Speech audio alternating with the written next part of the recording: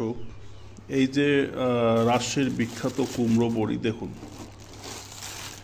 আসল কুমড়ো বড়ি এরকম হলদেটে ভাব হয়, যেটা আসল কুমড়ো বড়ি এরকম হলদেটে, ক্যামেরায় হয়তো দেখা যাচ্ছে না, আসলটা যেন হলদেটে ভাব থাকবে এবং একটা কুমড়ার গন্ধ থাকবে। এবং এটা যখন ভাজবেন তখন লাল হয়ে যাবে, তেলে ভাজলে লাল হয়ে যাবে, এবং যখন এটা রান্না করবেন সেটা ফুলে দ্বিগুণ হয়ে যাবে। আমি আপনাদেরকে দেখাচ্ছি। এই যে দেখুন, এইটা ছিল আমার কুমড়ো বড়ি। এই দেখুন, এটা কুমড়ো বড়ি। এইটাকে তেলে ভেজে যখন আমি রান্না করছি তখন এই সাইজটা দ্বিগুণ হয়ে গেছে। আমি আপনাদেরকে তুলে দেখাই।